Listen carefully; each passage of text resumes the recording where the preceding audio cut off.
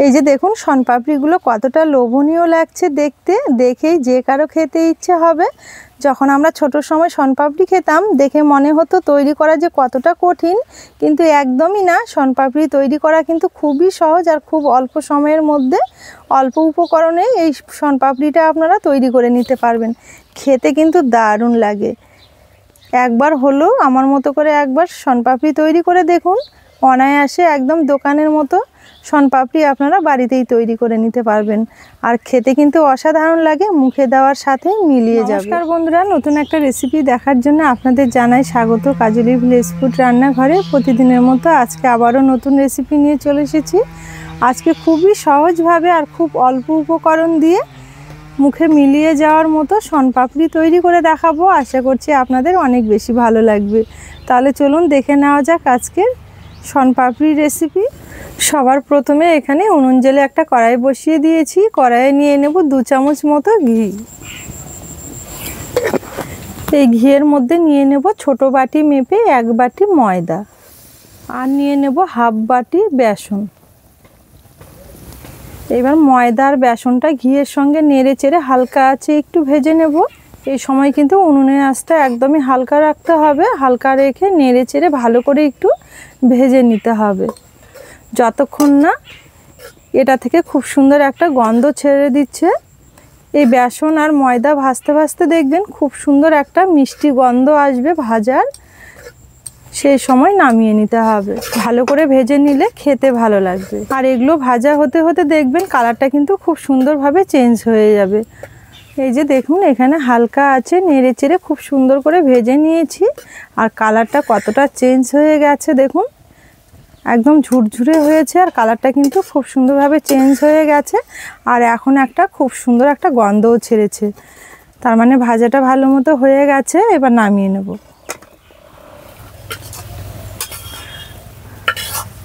এখানে আবারও কড়াই পরিষ্কার করে বসিয়ে দিয়েছি। এবার একটা চিনির রস তৈরি করে নেব। যে বাটি মেপে আমি বেসন আর ময়দা নিয়েছিলাম ঠিক সেই বাটি মেপেই নিয়ে নেব 1.5 বাটি চিনি।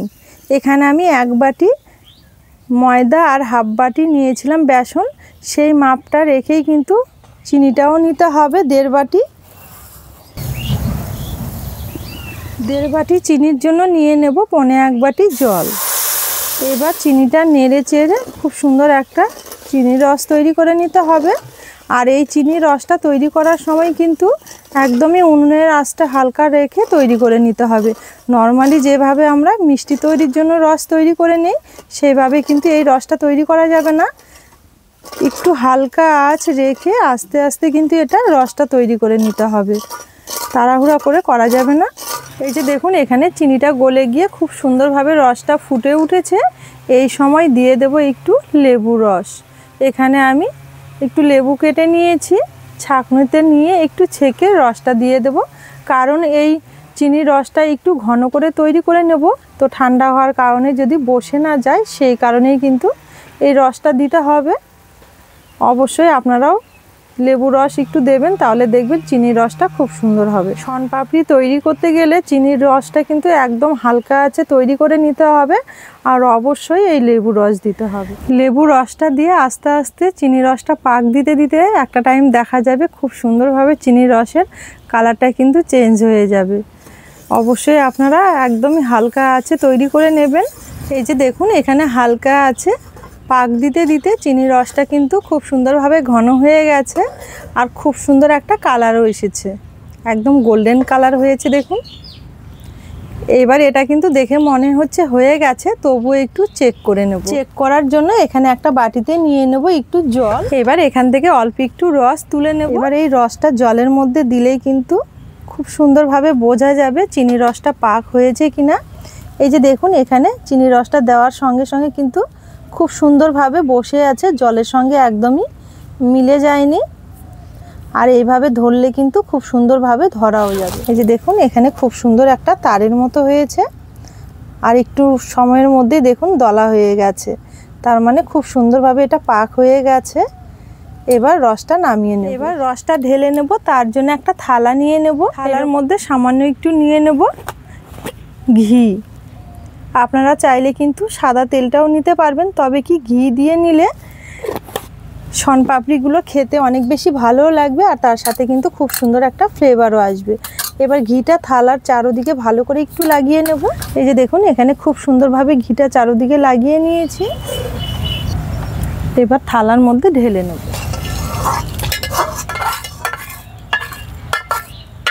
এই যে দেখুন এখানে থালার মধ্যে খুব সুন্দরভাবে ঢেলে নিয়েছি। এবার এটা কিন্তু অনেক গরম, এতে এখন কোনো মতে হাত দেওয়া যাবে না। এটা 4 থেকে 5 মিনিট একটু ঠান্ডা করে নেব। এই যে দেখুন এটা আমি হালকা একটু ঠান্ডা করে নিয়েছি আর একটা আঙুলতে দেখিয়ে দিচ্ছি। দেখুন এখন কিন্তু খুব সুন্দর হয়ে গেছে। হাতে এইভাবে করলেও কিন্তু হাতে লাগছে না কিছু। এবার আমি একটা চামচ দিয়ে জড়ো করে নেব। আর এটা একটু গরম থাকতে থাকতে করে নিতে হবে, তাহলে দেখবেন খুব সুন্দরভাবে জড়ো হয়ে যাবে। আর থালাতে ঢালার আগে অবশ্যই একটু তেল বা ঘি নিতে হবে, তাহলে এইভাবে কিন্তু খুব সুন্দরভাবে জড়ো হয়ে যাবে। এখন কিন্তু হাতে ধরা যাবে না, একটা চামচ দিয়ে এইভাবে একটু নেড়ে চেড়ে নিতে হবে, এক জায়গায় জড়ো করে নিতে হবে বারে বারে এইভাবে। এখনও অনেকটা গরম রয়েছে। কালারটা দেখুন কত সুন্দর এসেছে।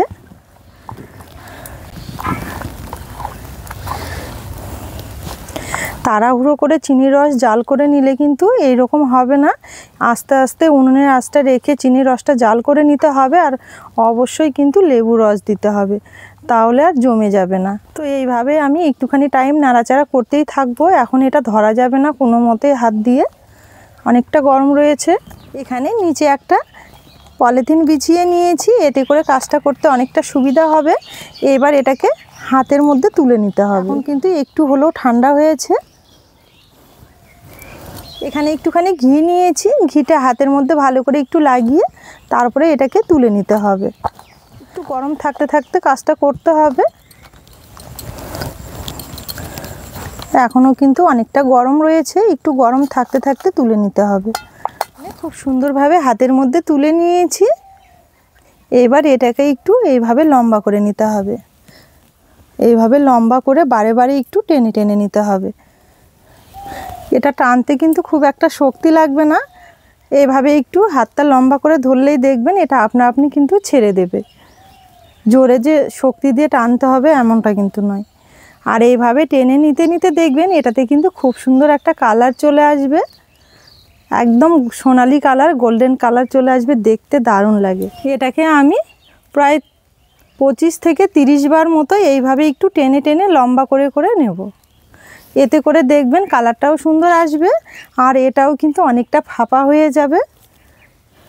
তো এটাকে আমি প্রায় 30 বারের মতো টেনে টেনে নিয়েছি। এবার এইভাবে একটু গোল করে নেব। এই যে দেখুন এটা খুব সুন্দরভাবে একটু গোল করে নিয়েছি। এইভাবেই কিন্তু একটু গোল করে নিতে হবে।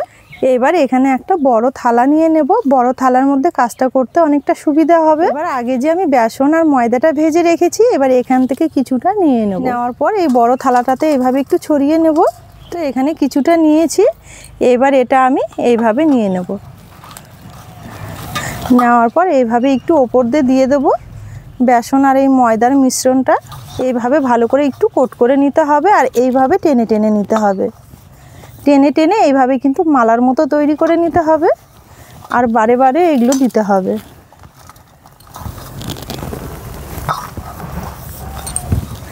এবার বারে বারে এই ময়দা আর বেসনের মিশ্রণটা এইভাবে দিতে হবে আর এইভাবে টেনে টেনে আবার এইভাবে একটু গোল করে নিতে হবে। একবারে কিন্তু এইভাবে টেনে ছিঁড়ে দেওয়া যাবে না, এইভাবে গোল করে করে নিতে হবে আর বারে বারে কিন্তু এর মধ্যে কোট করতে হবে। দেখবেন এইভাবে টেনে নিতে নিতে খুব সুন্দরভাবে একদম অসংখ্য সুতোর মতো হয়ে যাবে। শনপাপড়ি তৈরি করা কিন্তু খুবই সহজ। আপনারাও প্রথমবার খুব সুন্দরভাবে শনপাপড়ি তৈরি করে নিতে পারবে। এই যে দেখুন কতটা সুন্দর লাগছে, একদম চকচক করছে। এইভাবে কিন্তু একটু কোট করে নিতে হবে বারে বারে। আর এখন কিন্তু একটু শক্তি দিয়ে জোরে জোরে টেনে টেনে করতে হবে এইভাবে। এই যে দেখুন এখনই কত সুন্দর হয়েছে, এটাকে কিন্তু আরও অনেকবার টানতে হবে। আমি কিন্তু এইভাবে টেনে টেনে একবারে ছিঁড়ে ফেলিনি। দেখুন এখনও কিন্তু জয়েন্টটা রেখে দিয়েছি, এইভাবে কিন্তু রেখে দিতে হবে, তাহলে কাজটা করতে অনেকটা সুবিধা হবে। এই যে দেখুন কতটা লোভনীয় লাগছে দেখতে, কোনোভাবে চেনার উপায় নেই যেগুলো বাড়িতে তৈরি করা হচ্ছে। আপনারাও প্রথমবার কিন্তু খুব সহজেই বানিয়ে নিতে পারবেন। একবার আমার মতো করে তৈরি করে দেখুন, তৈরি করা কিন্তু খুবই সহজ। এখানে যখন দেখবেন একদম সুতোর মতো হয়ে যাবে তখন কিন্তু আর এটাতে কোনো মিশ্রণ দিতে হবে না। এখন কিন্তু একদম হয়ে গেছে, তখন এইভাবে একটু ঝেড়ে নিতে হবে। এই যে দেখুন কত সুন্দর হয়েছে। যখন আমরা ছোট ছিলাম তখন কিনে খেতাম, মনে হতো এগুলো তৈরি করা যে কত কষ্ট আর কতটা কঠিন, কিন্তু এখন তৈরি করার সময় দেখছি এটা তৈরি করা কিন্তু খুবই সহজ। এটার মতো তৈরি করা কোনো মিষ্টি নেই, এতটা সহজ। এটা কিন্তু খুব সুন্দরভাবে তৈরি করা হয়ে গেছে। এবার এগুলো আমি ছোট ছোট করে একটা বাটিতে সাজিয়ে নেব। এই যে দেখুন এখানে সাজিয়ে নেওয়ার জন্য কিছুটা ড্রাই ফ্রুট নিয়েছি, এবার কিছুটা একটা ছোট বাটির মধ্যে তুলে নিয়েছি। এবার একটু শনপাপড়িতে বাটিতে খুব সুন্দরভাবে সেট করে নিয়েছি। এবার একটা থালাতে উপর করে দিয়েছি। এই যে দেখুন খুব সুন্দরভাবে একটা বাটিতে করে নিয়ে এইভাবে ড্রাই ফ্রুট দিয়ে সাজিয়ে নিয়েছি। আর কতটা সুন্দর লাগছে দেখতে, দারুণ লাগছে। কিন্তু খুব কম খরচে আর কম সময়ের মধ্যে এই শনপাপড়িটা আপনারা বাড়িতেই তৈরি করে নিতে পারবেন। খেতে কিন্তু অসাধারণ লাগে আর দেখতেও ভীষণ লোভনীয়। তাহলে বন্ধুরা আজকে এই মুখে মিলিয়ে যাওয়ার মতো শনপাপড়ি রেসিপি আপনাদের কেমন লেগেছে অবশ্যই একটা কমেন্ট করে জানাবেন। আর পুরো ভিডিও দেখে যদি রেসিপি ভালো লেগে থাকে তাহলে সবার আগে চ্যানেলটি একবার সাবস্ক্রাইব করে নেবেন আর অনেক অনেক বন্ধুদের সঙ্গে শেয়ার করবেন। আজকের জন্য রেসিপি এখানেই শেষ করলাম, ফিরে আসবো পরের দিন নতুন রেসিপি নিয়ে। ততক্ষণের জন্য আপনারা ভালো থাকবেন, সুস্থ থাকবেন, সাবধানে থাকবেন।